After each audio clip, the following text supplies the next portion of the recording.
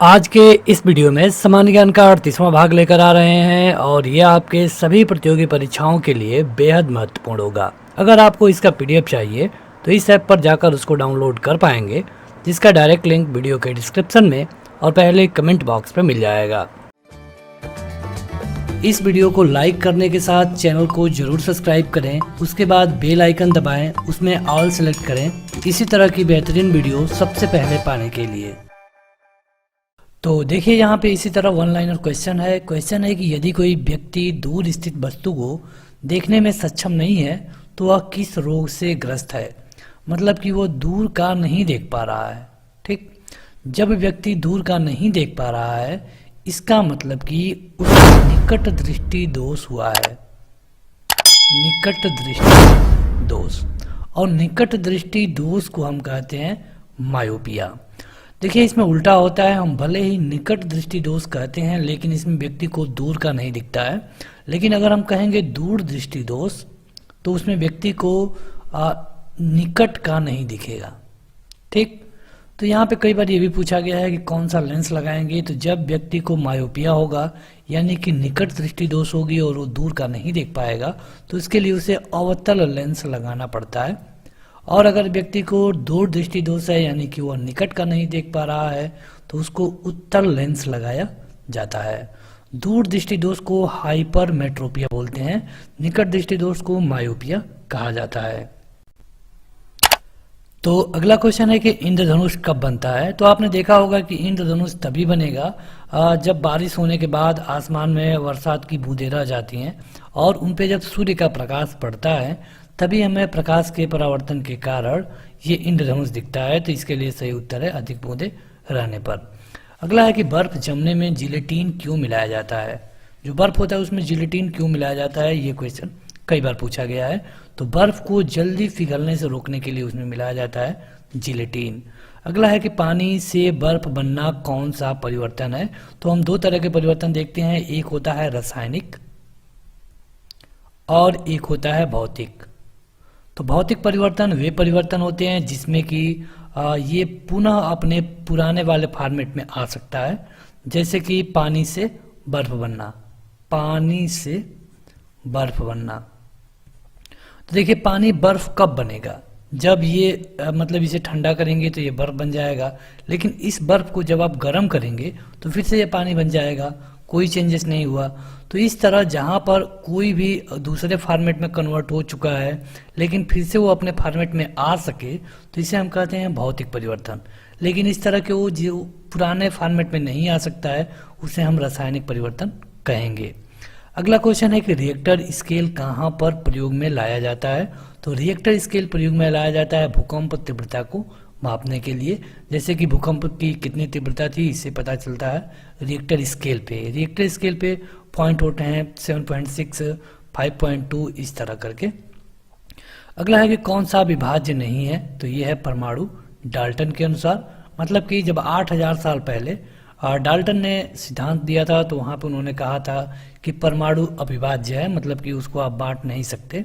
हालांकि बाद में इनकी थियरी गलत हुई और परमाणु में भी इलेक्ट्रॉन, प्रोटॉन, न्यूट्रॉन और पॉजिट्रॉन तरह के कई कण पाए गए। अगला है कि मलेरिया द्वारा कौन सा अंग प्रभावित होता है। तो यह है प्लीहा।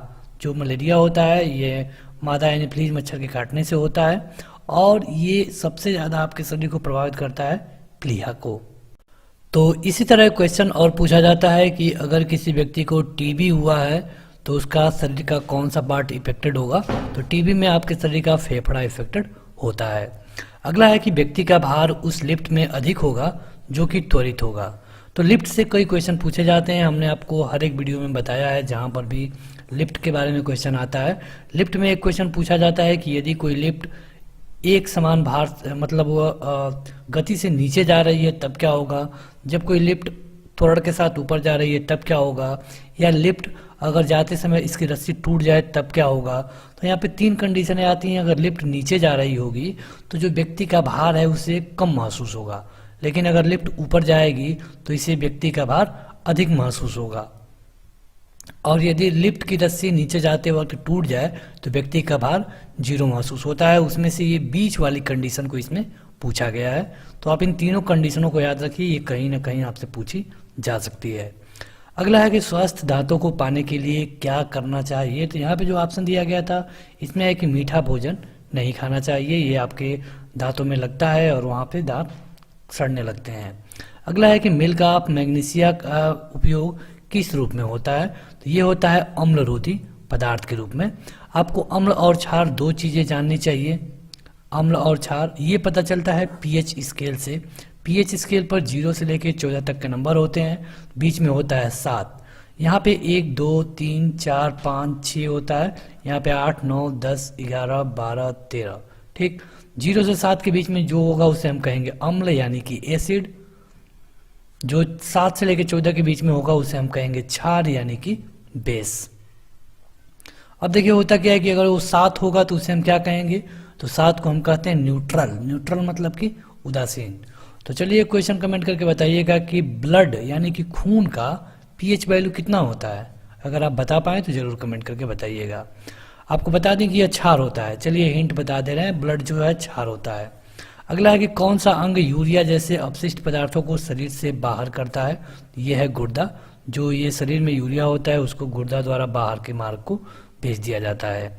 अगला है कि शरीर में इंसुलिन को स्रावित करने के लिए कौन सी ग्रंथि उत्तरदायी होती है। तो इंसुलिन को स्रावित करता है पेनक्रियाज। आपको याद दिला दें कि इसमें जो भी क्वेश्चन हम कवर कर रहे हैं सारे क्वेश्चन आपके रेलवे और एसएससी के एग्जाम्स में पूछे जा चुके हैं। तो इस वीडियो को पूरा देखने से पहले इस वीडियो को अगर अभी तक आपने लाइक नहीं किया है तो ज़रूर लाइक करिए। और इस तरह के जो भी वीडियो हैं उन सबका पीडीएफ डाउनलोड करने के लिए आपको इस वीडियो का डिस्क्रिप्शन चेक करना चाहिए। अगर वहाँ पे आपको कोई ऐप का लिंक मिलता है तो आप इसका पीडीएफ जरूर डाउनलोड कर पाएंगे। नीम का उपयोग किस में किया जाता है। तो नीम का उपयोग होता है कैंसर रोधी और गर्भ निरोधक में। कैंसर रोधी में यानी कैंसर के उपचार में कोबाल्ट 60 का भी प्रयोग किया जाता है। ये क्वेश्चन भी कई बार आपसे पूछा गया है। अल्ट्रासोनिक वेव का मात्रक क्या होता है। तो ये होता है हर्ट्ज, यानी कि अल्ट्रासोनिक वेव ये आवृत्ति के हर्ट्ज के जैसे ही होता है। फैराडे ने अपना जो नियम दिया था किसके लिए दिया था। तो फैराडे का नियम था विद्युत अपघटन से संबंधित। वनस्पति में जीव होते हैं, सबसे पहले किसने कहा था। तो ये कहा गया था जीसी बसु यानी कि जगदीश चंद्र बसु के द्वारा। चूंकि ये अमेरिकन वैज्ञानिक है लेकिन ये भारतीय मूल के थे। आगे बढ़ते हैं। तो अगला है कि एलपीजी में मुख्यतः क्या उपस्थित होता है। तो एलपीजी यानी कि लिक्विड पेट्रोलियम गैस, इसमें होता है ब्यूटेन, प्रोपेन और एक गैस और होती है मरकैप्टन। मरकैप्टन गैस केवल इसलिए मिलाई जाती है ताकि आपको गंध मिल सके इसकी। जब भी कोई लीकेज हो तो आपको गंध मिल सके, तो मरकैप्टन केवल इसीलिए मिलाई जाती है। बाकी इसमें जो मेन गैस हैं वो हैं ब्यूटेन और प्रोपेन। तो अभी आपने देखा एलपीजी मतलब कि लिक्विड पेट्रोलियम गैस। चलिए आप कमेंट करके बताइए सीएनजी का फुल फॉर्म। सीएनजी का फुल फॉर्म आप कमेंट करके बताइएगा। अगला है कि टाइफाइड किस अंग को प्रभावित करता है। तो टाइफाइड प्रभावित करता है आंत को, मलेरिया प्रभावित करती है प्लीहा को, टीबी प्रभावित करती है फेफड़ा को। दांतों में क्या होता है। तो दांतों में दो चीजें होती हैं, पहला होता है कैल्शियम, दूसरा होता है फास्फोरस। लेकिन अगर पूछ लिया जाए कि कौन अधिक होता है तो कैल्शियम अधिक होता है, सेकेंड नंबर पे होता है इसमें फास्फोरस। न्यूमेस्टिक क्या होता है। तो जहाँ पर अगर हम सिक्कों और पुराने धातुओं का अध्ययन करते हैं तो उसे हम कहते हैं न्यूमेस्टिक। जैसे कि जीवों का अध्ययन करेंगे तो बायोलॉजी, जैसे कि रसायन का अध्ययन करेंगे तो केमिस्ट्री। इस तरह जब सिक्कों और धातुओं का अध्ययन करेंगे तो उसे कहते हैं न्यूमेस्टिक। अगला है कि पौधों और पेड़ों के पत्तों का हरा रंग क्यों होता है। तो ये होता है क्लोरोफिल के कारण। और पौधों से एक क्वेश्चन पूछा जाता है प्रकाश संश्लेषण को लेकर के। तो प्रकाश संश्लेषण में ये होता है कि पौधे अपना भोजन बनाते हैं और जब पौधे भोजन बनाते हैं तो वातावरण से CO2 लेते हैं और O2 छोड़ते हैं। रात के समय ये कंडीशन उल्टी हो जाती है और रात के समय पौधे भी O2 लेने लगते हैं। इसीलिए कहा जाता है कि रात में पौधों के नीचे नहीं सोना चाहिए। तो अगला क्वेश्चन है कि वाय एक क्या है। तो देखिए वाय एक मिश्रण है। मिश्रण इसलिए क्योंकि इसमें कई गैसें मिली हुई हैं। और अगर आप बात करें वायुमंडल की तो यहाँ पे सर्वाधिक जो गैस है वो है नाइट्रोजन 78%। उसके बाद नंबर आता है ऑक्सीजन का 21%। अगला है कि रिकेट्स एक बीमारी है। ये किससे रिलेटेड है। तो रिकेट्स में हड्डियाँ जो होती हैं ये टेढ़ी मेढ़ी हो जाती हैं और ये किस विटामिन की कमी से होता है। तो विटामिन डी की। विटामिन सी की कमी से होता है स्कर्वी। और विटामिन सी मिलता है आपको खट्टे फलों में जैसे कि आंवला, अंगूर, मौसमी, संतरा। और विटामिन बी या फिर बी1 की कमी से होता है बेरी बेरी। और विटामिन ए की कमी से होता है क्या, रतौंधी। और ये मिलता है आपको गाजर, मछली के तेल में। और इस तरह कई क्वेश्चन आपसे विटामिन से संबंधित पूछे जाते हैं। अगला है कि गंध धातु में क्या होता है। गंध धातु में होता है Cu, कॉपर, Sn और Zn। इलेक्ट्रॉन, प्रोटॉन और न्यूट्रॉन में सबसे छोटा क्या है, तो सबसे छोटा होता है न्यूट्रॉन। अगर एक परमाणु के अंदर बात कर लें तो परमाणु में एक नाभिक होता है, नाभिक में होता है प्रोटॉन और इसके साथ न्यूट्रॉन। और नाभिक के जो बाहर होता है इसमें इलेक्ट्रॉन चक्कर लगाते रहते हैं। तो ये एक प्रक्रिया होती है परमाणु के अंदर। इलेक्ट्रॉन की खोज की गई थी थॉमसन के द्वारा, थॉमसन या फिर टॉमसन के द्वारा।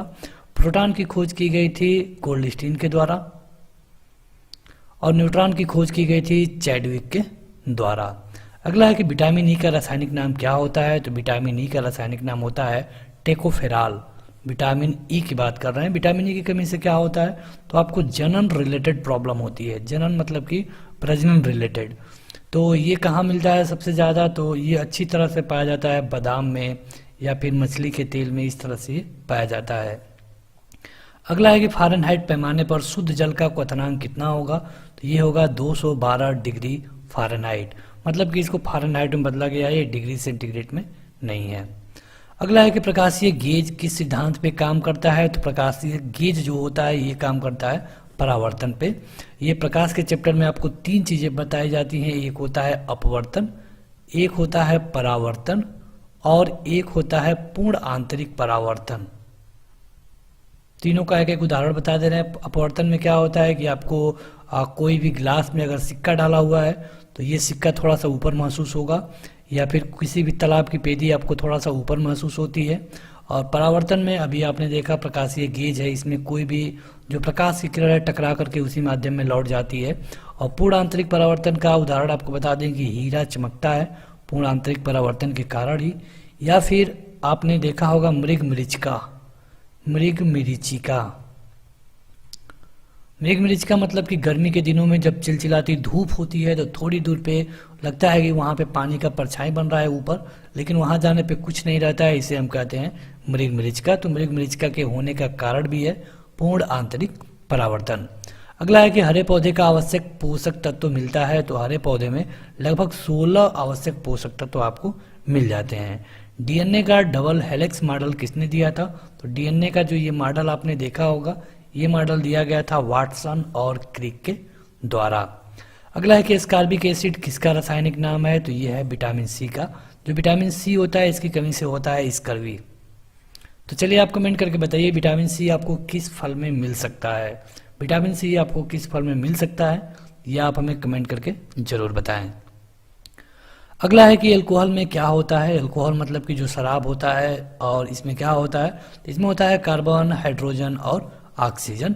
लाल रुधिर कणिका कहाँ पे बनती है, तो 2 तरह के ब्लड सेल्स होते हैं, एक होता है आरबीसी, एक होता है डब्ल्यूबीसी, यानी रेड ब्लड सेल और वाइट ब्लड सेल। तो ये बनता है अस्थि मज्जा में, और इसका जो टाइम पीरियड होता है ये होता है लगभग 120 दिन। यानी कि जो आरबीसी का अणु आज बनेगा ये 120 दिन बाद समाप्त हो जाएगा। अगला है कि कौन सा रोग विषाणु के कारण होता है, तो ये है चेचक। चेचक आपने देखा होगा कि इसको स्मॉल पॉक्स भी बोलते हैं, और ये जब एक जगह होता है तो वहाँ पे कई चांसेस ये रहते हैं कि कई लोगों को ये हो जाता है जो भी उनके संपर्क में आते हैं। अगला है कि बॉक्साइट एक महत्वपूर्ण अयस्क है किसका, तो ये है एल्युमिनियम का। अयस्क वो चीज़ कहलाता है जो कि धरती में हमें मिलता है, जैसे कि जो एल्युमिनियम आप देखते हैं ये धरती में नहीं मिलता है डायरेक्ट इस फॉर्म में, ये मिलता है बॉक्साइट के रूप में। तो एल्युमिनियम का अयस्क क्या हो जाएगा, बॉक्साइट। अगला है कि एक गैस के रुद्धोष्म दबाव के दौरान उसका तापक्रम पर क्या असर पड़ेगा। तो अगर गैस का अगर प्रेशर की बात हो रही है, रुद्धोष्म प्रेशर की, तो उस समय उसका जो तापक्रम है, टेम्परेचर है, वो बढ़ता है। प्रकाश के 2 अलग अलग स्वरूप हैं, परावर्तन और अपवर्तन, और अभी हमने आपको बताया दोनों के बारे में कि परावर्तन क्या होता है और अपवर्तन क्या होता है। अगला है कि पीतल किसकी मिश्र धातु है। कहने का मतलब ये है कि किस चीज़ को मिला करके पीतल बनता है, तो तांबा और जस्ता को मिला करके बनता है पीतल। क्वार्टर्ज का रासायनिक नाम क्या है, तो क्वार्टर्ज का रासायनिक नाम है सोडियम सिलिकेट, यानी कि रासायनिक नाम है जिसको हम आम भाषा में भले ही क्वार्टर्ज बोलते हों, लेकिन ये सोडियम सिलिकेट बोला जाता है रसायन के भाषा में। आगे बढ़ते हैं, तो टीबिया अस्थि कहाँ पे पाई जाती है, तो टीबिया अस्थि पाई जाती है आपके पैर में, और एक हड्डी होती है पैर के जांघ में जिसको हम फीमर बोलते हैं, और ये शरीर की सबसे बड़ी हड्डी है जो कि जांघ में होती है। तो चलिए आप कमेंट करके बताइए कि सबसे छोटी हड्डी कौन सी होती है। अगर हम आपको नाम बता दें तो नाम है स्टेपिज। अब आप कमेंट करके बताइएगा कि ये होती कहाँ पे है, तो स्टेपिज होती कहाँ है ये आपको कमेंट करके बताना है। यकृत में संचित किया जा सकता है, तो यकृत में संचित किया जा सकता है विटामिन ए को। देखिए यकृत मतलब कि दो तरह के क्वेश्चन पूछे जाते हैं कि कौन कौन ऐसा विटामिन है जो कि फैट में घुलनशील है। तो अगर बी और सी को आप छोड़ दें तो ए और डी ई ऐसे विटामिन है जो कि फैट में घुलनशील है। फैट में घुलनशील का मतलब क्या है कि अगर आप इसको ज़्यादा लेते हैं, आपके शरीर में इसकी मात्रा ज़्यादा होगी, तो एक तो आपका फैट बढ़ेगा और ये जल्दी आपके शरीर से नहीं निकलेगा। ठीक, ये आपको अगर ज़्यादा हुआ तो नुकसान भी पहुंचा सकता है। यहाँ पे ये भी पूछा जाता है कि जो विटामिन बी और सी है इनका क्या रोल है, तो विटामिन बी और सी दो ऐसी विटामिन है जो कि जल में घुलनशील हैं। तो ये कई बार क्वेश्चन पूछा गया है कि कौन सी विटामिन है जो कि जल में घुलनशील है या फिर वसा में घुलनशील है। तो देखिए जल में घुलनशील होने का मतलब क्या है कि ये विटामिन अगर आप इनको ज़्यादा लेते हैं बी और सी को, तो होगा क्या कि इनकी मात्रा जब आपके शरीर में बढ़ेगी तो ये आपके शरीर में जल में घुल जाएगा और पेशाब के माध्यम से आपके शरीर से बाहर हो जाएगा, यानी कि कभी ये आपको नुकसान नहीं पहुंचाएगा। लेकिन विटामिन ए, डी और ई में थोड़ी प्रॉब्लम है। यहाँ पे अगर आप इसकी मात्रा ज़्यादा लेते हैं, जैसे कि आप देखते हैं बादाम में या फिर जो भी ए, डी और ई वाले हैं, तो वहाँ पे आपको प्रॉब्लम होगी कि आपके शरीर में फैट भी बढ़ता है और यही फैट बाद में कोलेस्ट्रॉल के रूप में जाना जाता है। अगला है कि तेल दीप में बत्ती का तेल ऊपर क्यों चढ़ता है, तो ये होता है केशिकात्व के कारण। केशिकात्व के कारण कई क्वेश्चन पूछे जाते हैं, जैसे ये पूछा जाता है एक बार कि जो किसान होता है वो अपना खेत अपनी नमी को बचाने के लिए खेत की जुताई क्यों करता है। तो देखिए होता क्या है कि जो खेत होता है उसमें जब फसल कोई हटाई जाती है जब इसमें से, तो इसमें केशिकात्व बन गए होते हैं। तो इसमें क्या होता है कि खेत की जो नीचे की नमी है वो आसानी से ऊपर चली जाती है जब भी इस पे धूप लगेगी तो इसे जुतवा दिया जाता है ट्रैक्टर के द्वारा। उससे क्या होगा कि जो भी ये केशिकात्व बने हैं सब टूट जाते हैं और खेत की नमी बची रह जाती है। तो ये भी एक उदाहरण पूछा जाता है आपसे एग्जामों में। तो आगे बढ़ते हैं, तो अगला है कि रक्त का शुद्धिकरण कौन करता है, ब्लड को प्यूरिफाई कौन करता है, तो ये किया जाता है वृक्क यानी कि किडनी के द्वारा। किडनी की मात्रा शरीर में 2 होती है और अगर कभी कभी एक किडनी खराब होने पर दूसरे किडनी से भी काम चल जाता है। अगला है कि अमलगम में होता है, तो अमलगम में होता है पारा और इसके साथ एक गैस होता है HCl और इसका जो रेशियो होता है 3:1 के अनुपात में ये होता है। दृष्टि पर हाइपरमेट्रोपिया यानी कि दूरदृष्टि दोष को ठीक किया जा सकता है किसके द्वारा, तो ये पहला क्वेश्चन था इस वीडियो का, हमने आपको वहाँ पर अच्छे से एक्सप्लेन किया है। दूरदृष्टि दोष का मतलब ये है कि आपको निकट का नहीं दिखेगा। ठीक, जब निकट का नहीं दिखेगा तो आपको लगाना पड़ेगा उत्तल लेंस, और इसका उल्टा जब निकट दृष्टि दोष होगा तो वहाँ पे आपको दूर का नहीं दिखेगा, और जब दूर का नहीं दिखेगा तो आपको लगाना होगा अवतल लेंस। ये क्वेश्चन कई बार पूछे जाते हैं, आपको कंफ्यूज होने की ज़रूरत नहीं है। देखिए यहाँ पर ही पूछ लिया गया है मायोपिया में, तो मायोपिया होता है निकट दृष्टि दोष और इसमें दूर की जो वस्तु होती है वो नहीं दिखाई देती है। अगला है कि जो जीन होता है ये कैसा होता है, तो जीन का आकार होता है सर्पाकार। बात हो रही है उस जीन का जो कि पिता से बच्चे में जाता है। अगला है कि कैल्शियम कार्बाइड पर जल डालने पर क्या बनेगा, तो कैल्शियम कार्बाइड का उपयोग हम करते हैं कहाँ पे, फलों को पकाने में। तो अगर कच्चे फल को पकाना है तो या तो आप कैल्शियम कार्बाइड का प्रयोग करिए, इसको लगाने के बाद जल से अगर जब भी संपर्क बनेगा तो एसिटिलीन गैस आएगी, तो या तो आप कैल्शियम कार्बाइड का प्रयोग कर सकते हैं या फिर डायरेक्ट एसिटिलीन गैस को भी यूज कर सकते हैं। दोनों में से आप कोई भी लगाकर इसे पका सकते हैं। और इसका कारण क्या है कि देखिए जो कैल्शियम कार्बाइड होता है इसमें जब जल मिलेगा तब एसिटिलीन गैस आएगी, यानी कि दोनों लगभग एक ही रूप का है। अगला है कि अष्टभुजाकार प्रिज्म में कितने फलक होते हैं, तो जो अष्टभुजाकार प्रिज्म होगा उसमें 8 और 2 10 फलक होंगे। शर्करा को ग्लाइकोजन में कौन बदलता है? तो शर्करा को ग्लाइकोजन में बदल देता है यकृत। तो बस आज के इस वीडियो में इतना ही। आप इस वीडियो को जरूर लाइक करिए, इस चैनल को सब्सक्राइब करने के बाद बेल आइकन दबा लें।